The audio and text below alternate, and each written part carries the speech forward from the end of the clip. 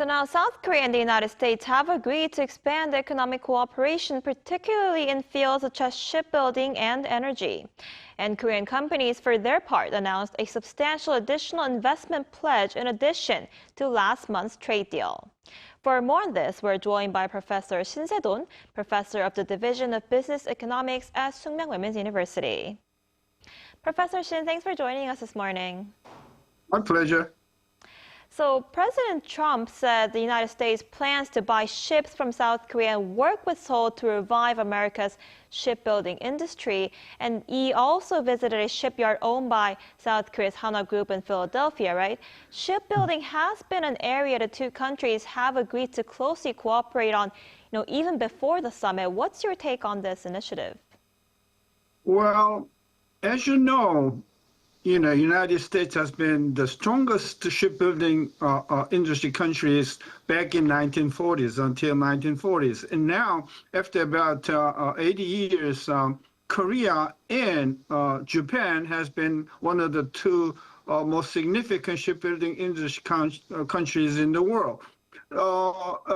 Because, United States has a military power in marine kind of military power, they require, United States wants to build the shipbuilding industry as it was back in 1940s. But the problem is United States, I don't think, does not want to revitalize commercial vessel making. Rather, they want to concentrate on rather strategically important military vessels like cruisers, carriers. So in that area, Korea does not have a technological superiority. So the technological superiority of the United States in the military vessels and the Korea's advantage in commercial vessel making, I think two countries has a great area of mutually beneficial cooperation.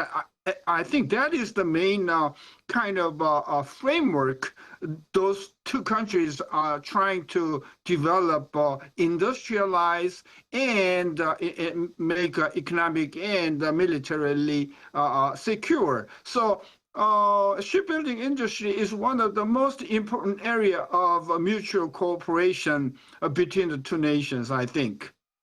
Right, definitely. And what Trump also said is that the United States will work with South Korea and Japan on the Alaska energy project and develop natural gas reserves there. What are your thoughts on this?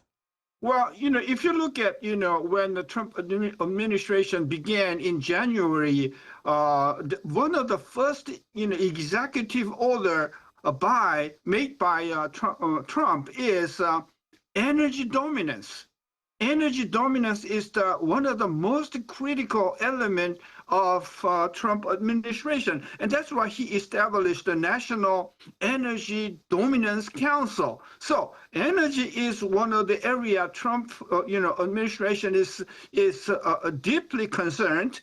And there are many potential energy producing fields in Alaska, in California, in the Midwest United States. So I think United States wants to build energy dominance, and Korea and Japan has been importing hundreds of billions of dollars of natural gas from outer sources. So I think natural gas is one of the area, including the shipbuilding, is the area that both the United States and Korea could cooperate for the mutual benefits. So I think it's going to be a great deal of efforts for Korea and the United States to have joint ventures, possibly Japan also. Together, I think, put a lot of money into investment in the natural gas field. So I think natural gas area is another very critical area of cooperations between the United States and Korea. I see. And on concerns on tariffs, President Lee Jae-myung was also tasked with finalizing details of the trade agreement that the two countries reached last month, right before the August 1st deadline. And at the summit, President Trump said he's aware South Korea wants to renegotiate, but insisted Korea will stick to the terms of the original agreement that they signed last month.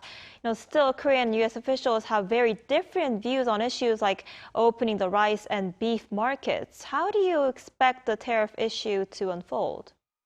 Well, I think there, in this summit meeting last night, I think Korea wanted to lower the reciprocal tariff from 15% possibly to 10%, but the American government was pretty strong about it, and they denied any renegotiation of the reciprocal tariff lowering below 15%. So I think for the time being, reciprocal tariff is 15%. That is fixed. And another problem for Korea is that America has been wanting to open up, their products, their agriculture and the dairy products to the Korean market. And Korean government has been pretty adamant, not to open your agricultural products. So United States want to open up Korean agricultural product, and Korea administration denied it, and Korean administration wanted to lower the tariff, reciprocal tariff below 15%, and America has denied it. And so in that field, I think it is equal. It is reciprocal in that sense.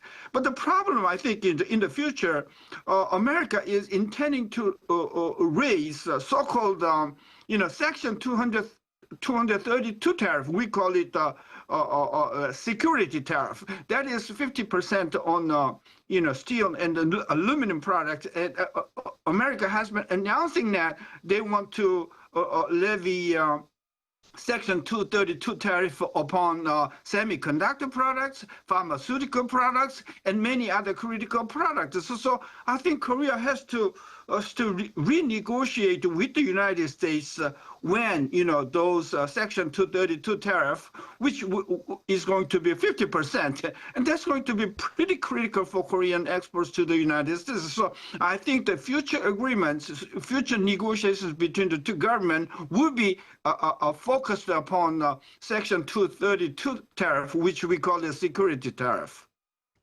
Right, a lot of issues to tackle there, but I guess we'll have to see how it goes. All right, Professor Shin, I'm afraid that's all the time we have for today. Thank you so much for your insight. We appreciate it.